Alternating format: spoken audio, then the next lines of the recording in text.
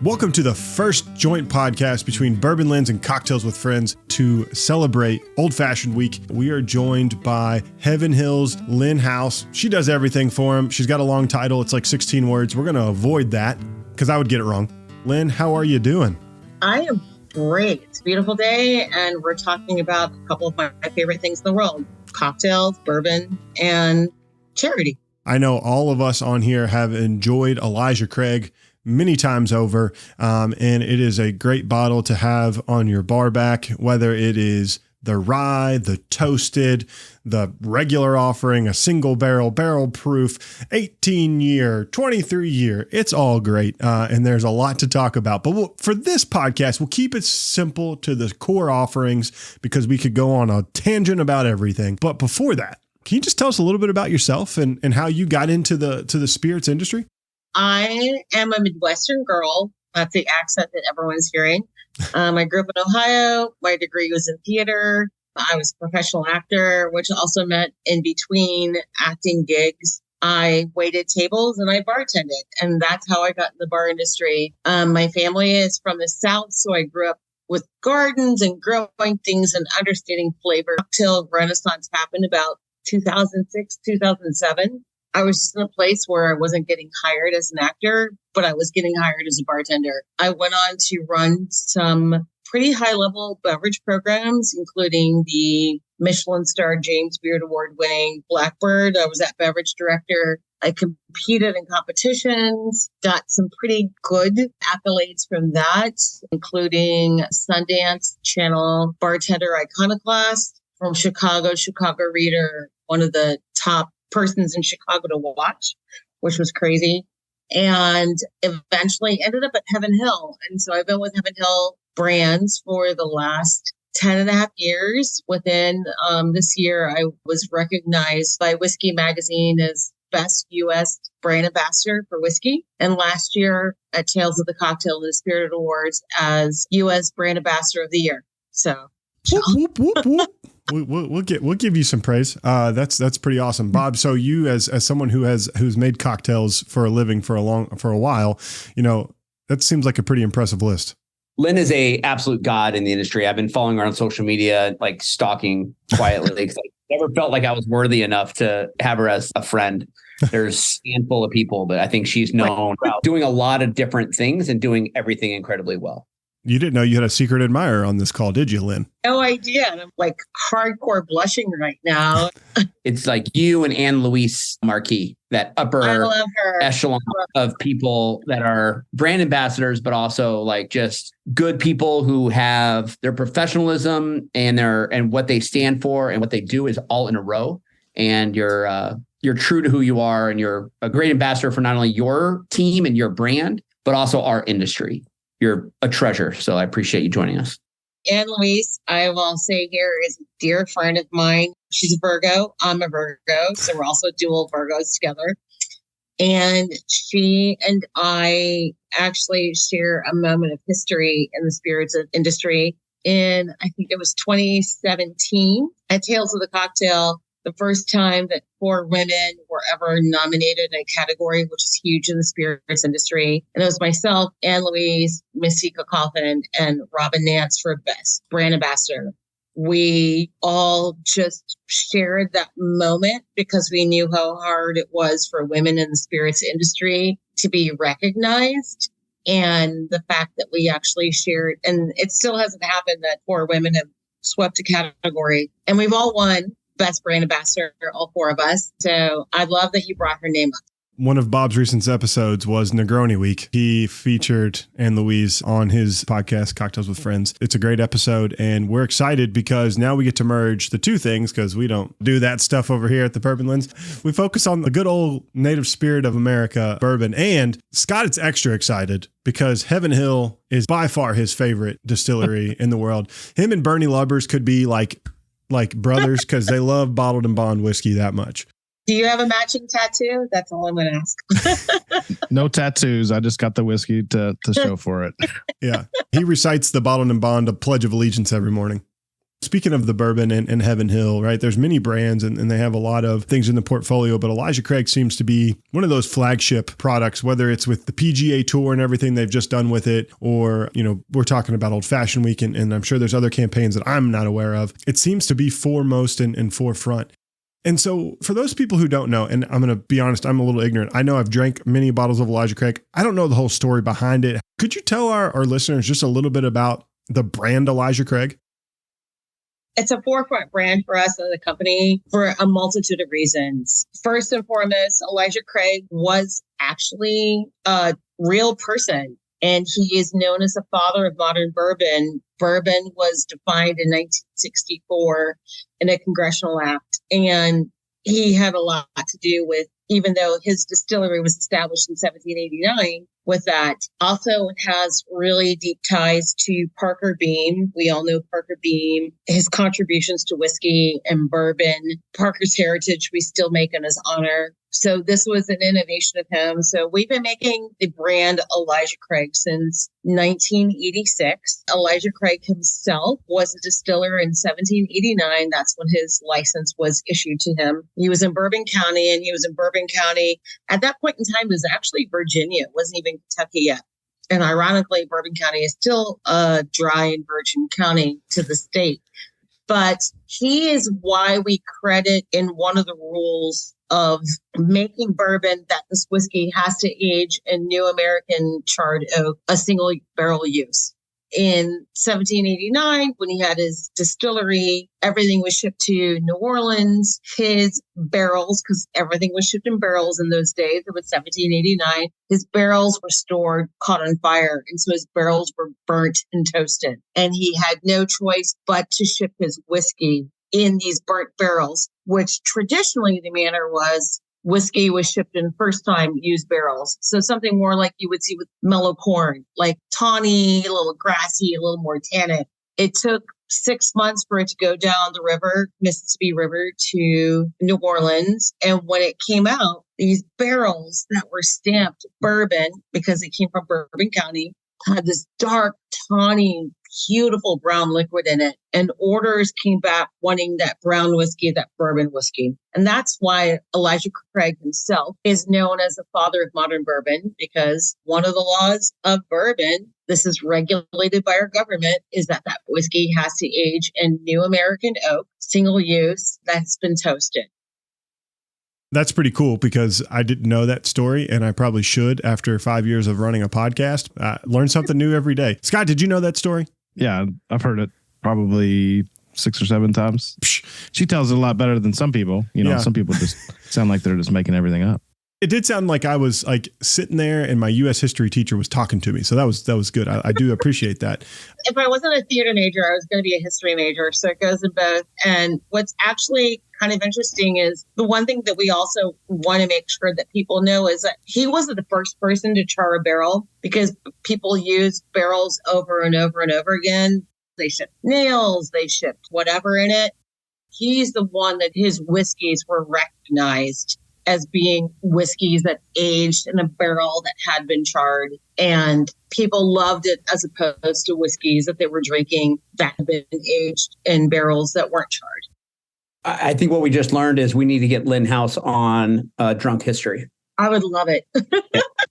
That's my new life goal, is to have you as a guest. I don't know how to do it. I know nobody. I'm going to be spending a lot of time doing that. After they hear her on our podcast, they're going to be reaching out like immediately. I don't even know if Drunk History is still a thing, but that's it. Lynn, block your schedule. You're doing it. I was also going to be a history major too, and then I realized that teachers don't make a lot of money. Gave up on that dream. You make no money. My parents were like, and then I was a theater major, and they were like, "Oh, so you just want to make less money?" The more important your job is, the less money you make in it. For sure. Correct me if I'm wrong, but the standard core offerings for the Elijah Craig now, as we know it, would be really kind of the 94 proof bourbon. 94. And then you have the rye whiskey, the Elijah Craig rye, and then the Elijah Craig toasted would be part of that core. The Elijah Craig small batch bourbon, 94 proof. Yep. And Elijah Craig rye, 94 proof, are everyday standard offering. In some markets, The toasted barrel is going to be a little more limited. We produce less of that. And then obviously the Elijah Craig barrel proof is released 3 times a year. And can I say this? This C923 is friggin' amazing. I know. I've heard people need to stop talking about it. I haven't even tried it yet. Yeah. I want to swear it's so good. Yeah. It is in the Elijah Craig family, probably the most unique of the spirits I've ever tasted. It's dark. It's got beautiful leather, tobacco notes. It's insane. It's literally a sipper and just like an ice cube maybe. And then we have the Elijah Craig 18 that is released once a year, follows our release for that. And no more 21 or 23. You may find a little bit left over at the visitor centers, but not anything that's nationally distributed. I have seen nothing but God tier ratings on the C923, and the team's great. We've been lucky enough to try many of samples over the last 6 months from them. That is one that eluded us, so I await to find it on a bar back somewhere. Yeah, it's coming out now, honestly. And I know the barrel proof has won some big awards previously and gotten a lot of recognition. This particular batch, it's 13 years, 7 months. It's 133 proof. It is just outstanding and gorgeous. So everyone listening who's like a crazy bourbon aficionado and looks for some really great kind of what we call unicorn bottles, this is one that you want to have. It's delicious. Happy hunting. Yes. Can't get you any. Sorry. Can people just stop talking about it already? Like, we know it's good. Just stop talking about it so maybe we'll be able to find it. You know, Bob's being quiet over here because he has a bottle. One. You have more than Scott and I. Yeah, he's giggling. I can see that smile. Bob, tell me, have you tasted it? It's amazing. It's in my top 3 of 2023. Depending on the day, it bounces up and down. And I feel like if you a little bit of air and a little bit of time, and then it opens up. It's so good. Anything over 12 years needs air and time, and people just need to understand that about spirits because they've been locked in a bottle and that air actually enhances aromas and esters and stuff like that. But for me, like a drop of water and a little air, oh my gosh, that bottle opens up beautifully. Yeah. For every day, the Elijah Craig, the small batch bourbon and the Elijah Craig rye, which we launched during COVID 2020, is delicious. And it's the same mash bill as the barrel proof that we just talked about. Well, and that's one thing that's unique about Heaven Hill is the majority of the mash bills are one mash bill, right? Like it is, but you have the wheated obviously, and then you have your traditional Heaven Hill. I forget. Connor told us all the mash bill like lingo names. Scott, you got them? Dreg. Yeah. Yeah. That's our traditional mash bill. That's Evan Williams family. That's Elijah Craig family. That's actually also Henry McKenna. And then some other one-off brands. And then Heaven Hill 7-year bottle and bond. They're all off that. But we have 5 mash bills. We also have the wheated, which is Larceny and Old Fitzgerald. Then we have wheated, which is Bernheim. We have corn, which is Mellocorn. And then we have rye, which is Rittenhouse, Pikesville, and then Elijah Craig rye. That's exciting because, I think all of them offer a little bit something different. I know we're here talking about Elijah Craig, but Scott and I had a Rittenhouse rye barrel pick last year, and that was nuts good. If you don't know about Rittenhouse rye in general, but the Rittenhouse rye barrel pick was gnarly. Awesome. Yeah. Characteristics that people should get when they're approaching the 94, the traditional small batch, whether let's start bourbon. What are the characteristics people should be, just seeing, not like tasting notes or whatever? What characteristics would you give that 94 proof small batch for that daily sipper type of conversation? So the first thing I would tell people for the daily sipper is just look at the mash bill. So it's a bourbon. So we're talking Elijah Craig small batch. It has to be by law 51% corn. It's actually 78% corn. And what corn does in a barrel, understanding the grains tells you a lot about what flavors you're going to get. So what corn does in a barrel, corn increases the ethyl alcohol. So it adds the punch to the spirit. But corn also works with that barrel and it dives in deep and it works with those wood grains and it brings out the vanilla sugars. So that sweetness that you get in bourbon is not only just coming from the corn, it's actually coming from what the corn pulls from the wood. So at 78% corn, we know, and it's a minimum of 8 years of aging. It's 8 to 12 years of aging for Elijah Craig. So it's got a lot of time swimming with that wood. It's pulling out a lot of vanilla and sugars.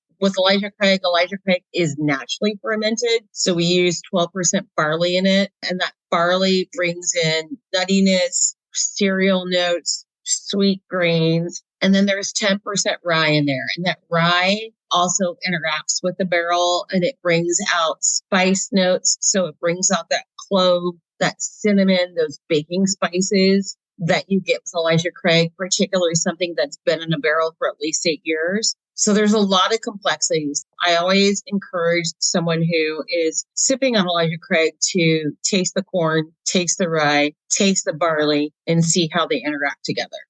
I love just having the 94 on my bar. I think it's a great daily sipper. I loved when there was the 94 store picks that are floating around too, because just the variance in flavors.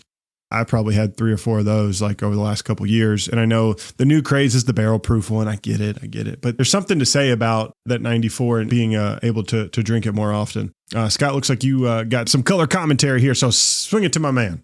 Elijah Craig is definitely like my profile. I mean, Heaven Hill just in general is like kind of like my bourbon profile. It's like, I love the corn profile. It's got lots of sweetness, a little bit of rye. You know, it's never too like, oh my gosh, this is so spicy. Like some people think like of a high rye bourbon.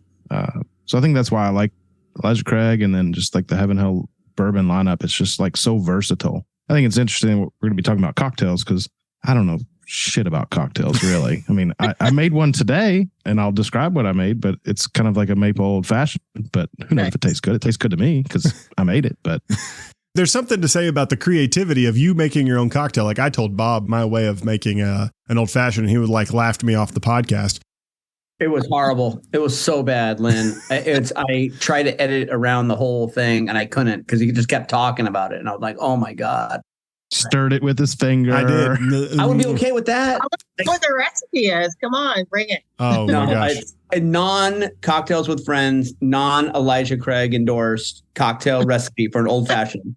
This is purely Jake's old fashioned recipe. I don't tend to be a bartender. I do like 2 ounces of spirit, traditionally rye. I even mentioned Rittenhouse rye on that podcast. Nice. And then I like it a little sweet. So I do a little bit of maraschino cherry juice in there. Oh my gosh. You see my face? Yes, I know, but that's just me. It's just what I did. It gets worse. I used an ounce of simple syrup. Are you from Wisconsin? No, I'm not. I just don't know how to make cocktails, and nor did I follow a recipe. I just kind of eyeballed it and tasted it. I used quite a bit of simple syrup, like a half ounce or something like that. And I think you told me it was an ounce. Yeah. Okay. I looked at my jigger and I realized it was a half ounce, but still probably too much. And then sorry, Bob, I've got your back. Yeah. Trust me. Look, I'm not saying it's good. I didn't say that you all would enjoy it. I said that I would enjoy it. I think you did say you used Allen Whale cherry bitters. I did. So I used your bitters. That might have saved it just a little bit. Yeah. And I use a lot of bitters. I'm the bitters, sugar in yours, and the maraschino cherry syrup. Okay, look, I haven't made one since. Every cocktail I've made since I made that, I've consulted Bob and I have made better cocktails, whether it's a margarita or a Gold Rush or what have you. I have learned how to make some different simple syrups, not to use a lot of them. And I would say my cocktails have gotten better since I've tried to make more of them. But it's a process and I don't like the process. Just pour it in the dang glass and let me drink it. The lesson here is sometimes it's best to leave it to the professionals. 1,000%. And if you have a friend, phone a friend. If you have a friend that knows how to make a cocktail, don't be afraid to ask them, hey, how should I not destroy myself and waste all this product? Like just. The other thing is I don't like to have navel oranges just sitting around the house either. So like, you have to have all this extra stuff and I don't need stuff. I already got like 600 bottles of whiskey. I don't need stuff. I need just the whiskey. Let's go into cocktails. Since I embarrassed myself and everyone will listen to this and they will say, Jake, you are an embarrassment to the cocktail scene. I'm okay with that. What I do know is, Lynn, Bob and his team at his bistro in Bangor, Maine are going to celebrate Old Fashioned Week. And they're creating cocktails for the Old Fashioned Week with all 3 of the spirits. Lynn, I have an idea of what the history of the actual old fashioned is and the recipe on how it's evolved from sugar, bitter, water, spirit, or spirit, water, sugar, bitter.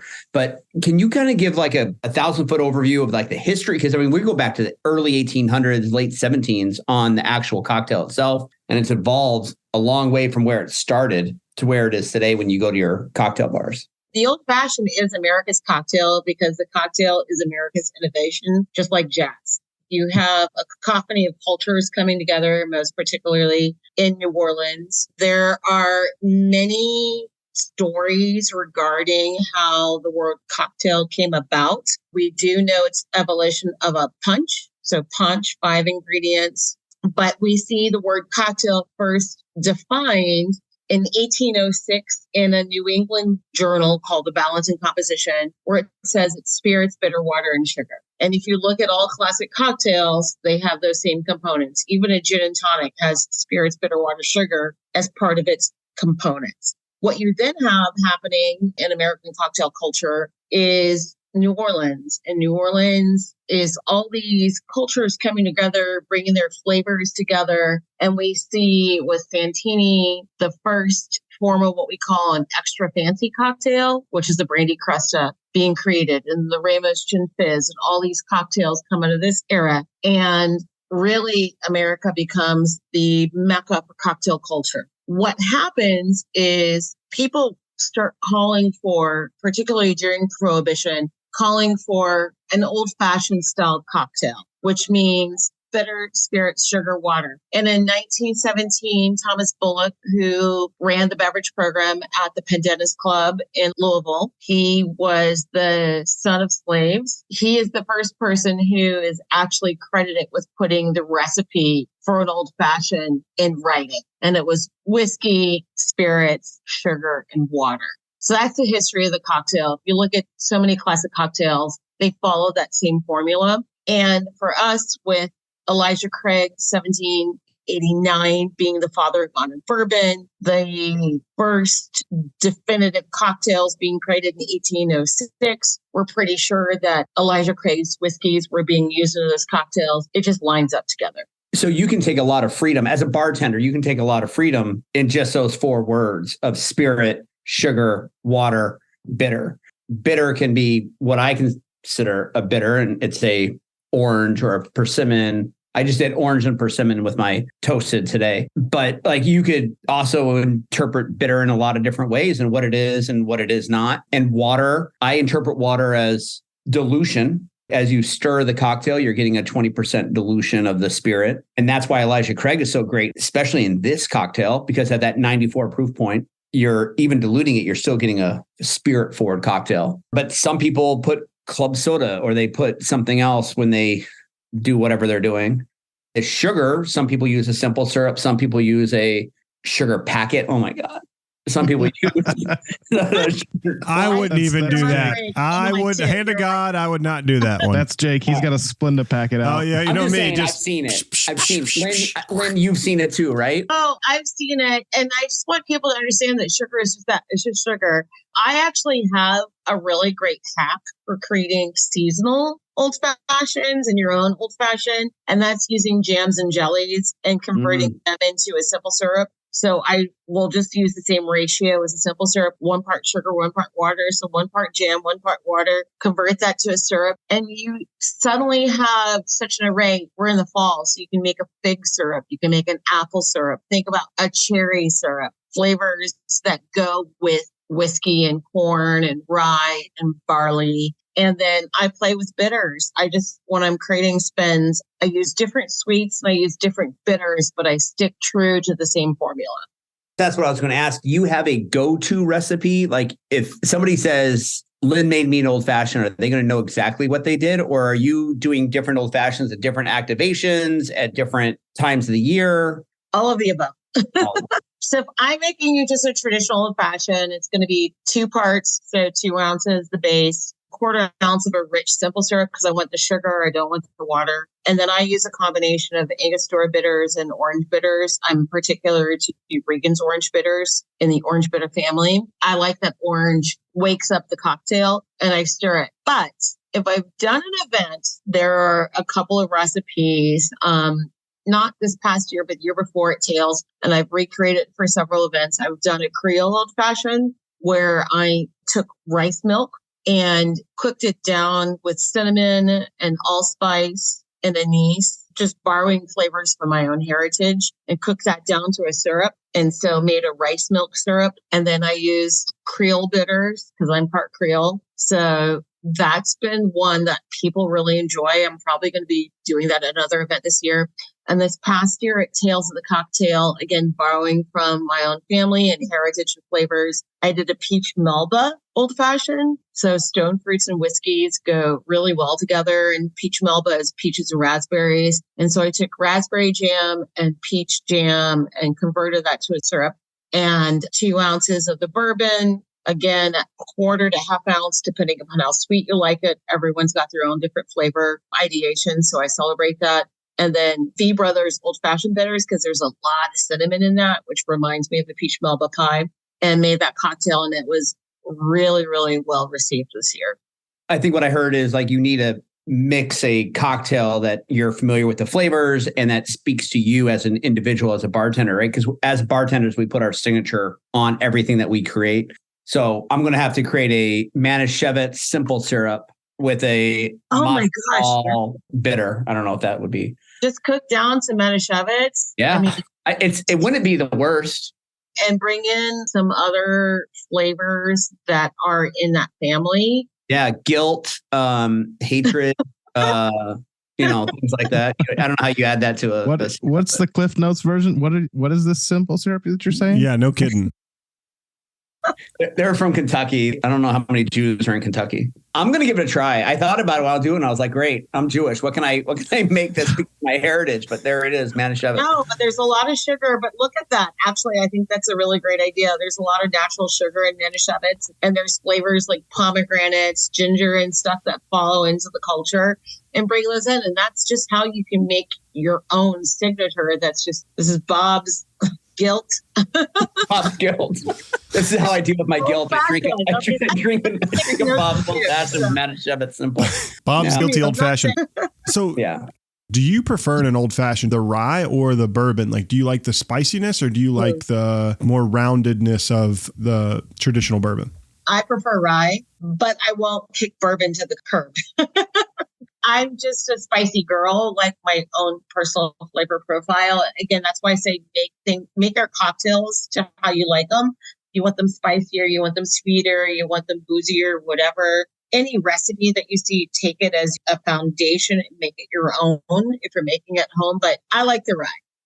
Depending on what you're doing for your simple or what you're doing for your bitter, that can also dictate where you go in that profile. Toasted, the bourbon or the rye, it can be affected by, like you said, the jam. The jam can dictate where that flavor profile goes as well. Yeah. Yeah. Peach Melba, I did bourbon, but for the fig, I would do rye. So for like a whiskey or cocktail making newbie, obviously there's thousands of different types of bitters. I mean, you mentioned Creole bitters, which I had never even heard of. But if somebody's making them at home, like maybe have a couple different types of bitters and then make the exact same cocktail with the same proportions and then just change out the bitters. Even if you were just using a simple syrup, which is not like with the jams and all that. But if you were just using sugar, would you recommend somebody do something like that and then just taste those side by side? Because I know like for whiskey guys like us, the best way for us to taste whiskey sometimes is to compare. Absolutely. Bitters, even though you're adding 3 to 5 dashes, is such an influencer on flavor in a cocktail. I have probably about 40 different bitters in my house at any given point in time, but that's my life. I would say for the person at home, at least have 6. Your classic Angostura, have a citrus. I would say have like a chocolate bitter. Hella Bitters makes a really great ginger bitter. That's fantastic. In the fall, they also make an apple bitter, which is fantastic. There are thousands and thousands of bitters out there. And here's what people don't even really actually realize is that pre-prohibition, bitters were always alcohol solvents. There were thousands of bitters out there that people were enjoying already. So it's part of cocktail culture. So when you read even old school recipes, like a dash of bitters, you're not quite sure what they're using. So I would say a good home bar should have at least 10 different kinds of bitters in it. I heard of a company that makes a wide variety of bitters as well. Yeah, called Al and Whale. Part of me dies every time you mention all these other craft bitter businesses. I have a craft bitter business. but I'm going to happily send you some extra bitter samples for your collection. That is also the thing. There are so many craft bitters companies. It's impossible for me to keep up with them. Bitters is like old school wrestling. It's all regional. Many of these bitter companies are pre-Vince McMahon wrestling. All these analogies are falling flat, but it's before everything went national, everything was all regionalized. And that's what bitters are. What state you lived in kind of depended upon what you had available. And now it's a whole different game and resources and whatever. But there are so many great bitter companies out there. I've just listed a few that I have personally used and worked with, but I'm excited to taste yours. Awesome. This week, we're going to see a ton of different posts on social media about people doing old fashions in support of an amazing charity. And before we talk about that charity and the importance in our industry for that charity, what have you seen as like the most crazy riff off and tangent off an old fashioned in the past? This is the 5th year? Yeah, we're going into our 5th year. We've done it for 4 years. So I would have to say last year I was at an account in Charleston, South Carolina, and they did a cream soda old fashioned. Okay. I'll just leave it at that. But that's definitely the craziest. I was like, well, that's interesting. I thought you were going to mention something about Wisconsin again. I was in Wisconsin 2 weeks ago, and I had press and sour and sweet old fashions because that's what they drink up there. And I've grown up in this area, so I know that very well. It's not a miss for me. But the cream soda old fashioned was one that kind of took me by surprise. I would say I was like, kudos for them for doing a good job. But I always encourage people really just look at the base recipe. It wasn't wrong in the first place. So, Bob, you have your bistro, right? Well, what concoctions of old fashions have you come up with for the week? Oh, yeah. After talking to you now, I'm like, we got to do a jam. We have to do a Manischewitz. But I know we're doing a toasted marshmallow with chocolate pears and a toasted marshmallow simple syrup garnished with a flaming marshmallow. That will be the best selling. I'm going to tell Courtney about this conversation and have her create something with the rye and a jam. And then I'm going to try the Manischewitz with a little bit of guilt. I'm going to figure it out in the next couple of days. Go for it. Do it. I'll send a sample in a high camp with the bitters. I am so happy when I read the press release and when I was registering online and seeing at oldfashionedweek.com, and I was seeing the information about where the dollar per cocktail is going to go for this event. Southern Smoke Foundation is providing emergency support and relief and mental assistance for the food and beverage industry. There's always the jokes, right? Like the guys in the kitchen are drinking after hours, or the wait staff sits around after hours and drinks and everything else. We operate in a vacuum where our nights are long, our days are short because of sleep schedules and everything else. And I feel like more and more as people are comfortable talking about it, mental illness is a major factor in the longevity of our talent in our industry. So I'm so happy to see that $100,000 for Southern Smoke Foundation is going to help our own industry and the people that are supporting everybody else. We're the backbone. You can't go out and enjoy your evening without a bartender or kitchen staff or hostess or anyone else. No, we are so proud to be partnering with Southern Smoke again for this next year. We partnered with them last year, and what they're doing in the hospitality community is phenomenal. Really, the only requirement they have is that you have to work 30 hours a week as an average in hospitality. You can be a restaurant owner, you can be a bartender, you can be a bar back, you can be a server, you can be in the kitchen, you can be whatever. As long as 30 hours of your income. And you can also work, as we also know in our industry, a lot of people work multiple jobs. They may work at 2 or 3 different venues. As long as that accumulation, it's not 30 hours at one venue. So that was very important to us. What Southern Smoke does is twofold. They have immediate hospitality relief funds. This past year for Maui, a whole island went up and a lot of people lost their jobs. Last year when tornadoes hit the South and so many people lost their venues, like Attaboy went up in Tennessee, all those people suddenly woke up without a job. What their goal is on that effort is to provide funds for people who have what they call unforeseen difficulties. You didn't know you were losing your job tomorrow. And they have case workers who work with you and they find funding for that. And then the second thing that, as you mentioned, that they do, which is so important, is right now live in 5 states, but they're partnered with colleges that provide 60 sessions of free mental health care for people. And they're looking to extend it outside of that 60 sessions. And that's so important. I worked in hospitality for years. I know what it was like to work a 14-hour shift and come home and try and be awake and take my kid to school and just feel stressed out. And unfortunately, addictions and things like that are very high in our industry because of the stress load that we deal with. The fact that we're raising these funds and we also pay for all the activations. So it's a straight $100,000 donation. A lot of people aren't aware that when you work with charities, there's activation fees, and we're covering those activation fees as well. So it's a great partnership, and I'm super excited to be with them again this year. We'll make sure we link their website in our show notes. So if anybody wants to learn more or donate directly to that, they can do that with ease. What does your week look like this? So this has got to be like Rosh Hashanah. I'm going to go back to the Jewish thing. It's got to be like Rosh Hashanah or like all backed up right next to each other.